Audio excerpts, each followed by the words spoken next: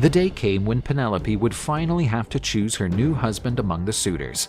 They were already once again ravaging Odysseus's estate, feasting on his goods.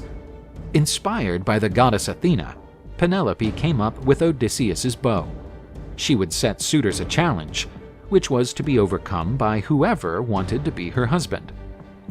They were to bend Odysseus's bow and shoot an arrow through the hole of 12 axes lined up. Telemachus asked to be the first to try.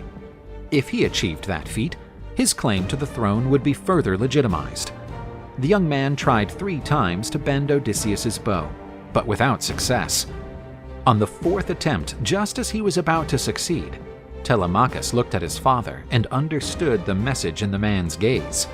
He gave up and said he couldn't do it. The suitors began to try to bend Odysseus's bow. One after another, they failed. Odysseus revealed his identity by showing his scar to the pygmy swineherd Eumaeus and his servant Philetus, who had always been very loyal to the king. The 2 subjects were very excited to see Odysseus again. He asked them to warn the maids and the queen. They were to lock themselves in their rooms, and the palace doors were to be bolted. Then the 2 main suitors tried to bend the bow. Eurymachus failed like all the others, and Antonius, even though he used tricks to try to bend the bow, also failed. Antonius told the suitors to leave the task until the next day. That way, they could go back to feasting at Odysseus's expense for one more day. At that point, Odysseus, assuming the form of a beggar, asked them to let him try to bend the bow. The suitors were outraged by the beggar's insolence.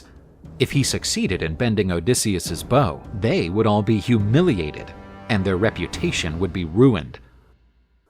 Telemachus bravely opposed the suitors, telling them not to disregard the designs of the gods, which required that guests be treated properly, and that the beggar would have the right to try. Eumaeus gave the beggar the bow, allowing him to try. To everyone's astonishment, Odysseus managed to bend the bow with ease. The disguised king took a deep breath and aimed. The perfect shot went through the 12 axes, to the disbelief of the suitors. The beggar said that if Apollo was favorable to him, he would manage to hit a target that would leave the suitors even more shocked. Odysseus shot an arrow at Antonius, who had a cup in his mouth. The arrow pierced the cup and struck the villain's neck. The king of Ithaca revealed himself to the suitors.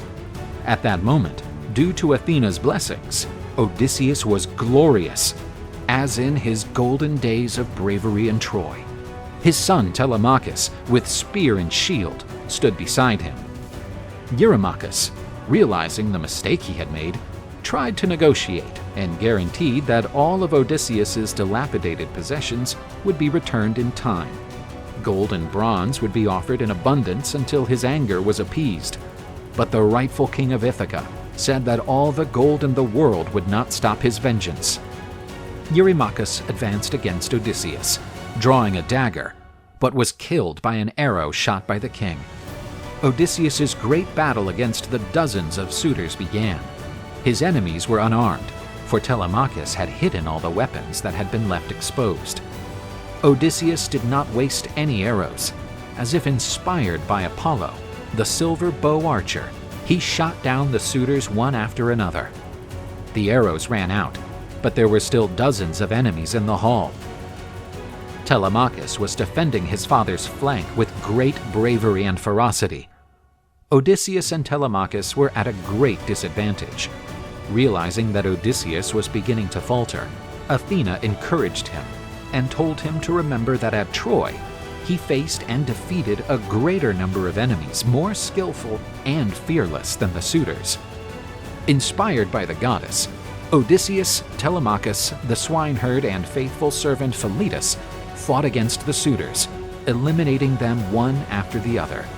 The goddess shielded them against any mortal blow. Odysseus's victory was absolute. All the suitors were dead. The palace hall was filled with corpses, and there was a pool of blood on the floor. The old maid, at Odysseus's behest, brought Queen Penelope to the reunion, but she could not believe that her husband had returned. Only a god could have overcome so many adversaries. She remained silent before her husband, whom she hadn't seen for 20 years, without looking him in the eye.